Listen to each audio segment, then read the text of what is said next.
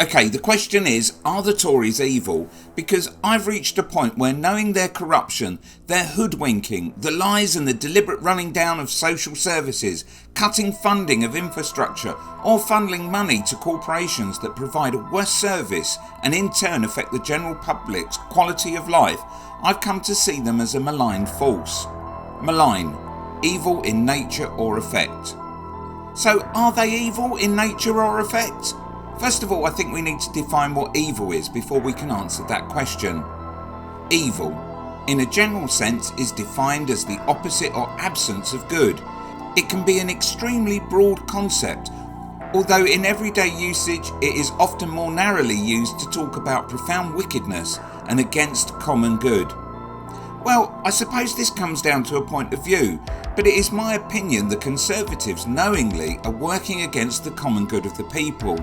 Newspapers like the Mail and the Express underpin Tory ideology, present headlines that push an agenda that benefits big business over social balance and the interests of the general voter. Look at how they trumpeted the Liz Truss and Kwasi Kwarteng mini budget. What a disaster!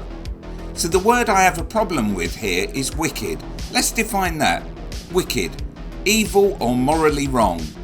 Playfully mischievous. Wow, so it sort of loops back on itself. Wicked is another word for evil. Of course, there is the playful interpretation of somebody doing something joyfully naughty, as in, oh, you're so wicked. But I don't think that's the variation I was looking for. Morally wrong? Again, it comes down to interpretation. Are the Tories morally wrong? As a group, as a collective, I think it would be hard to argue that they're a force for good.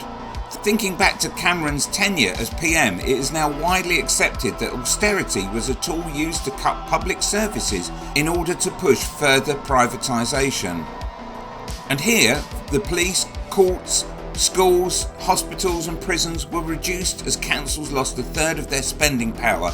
Public sector pay was frozen along with child benefit, while family tax credits and housing benefits were amended to make it harder for those on the breadline to scrape through.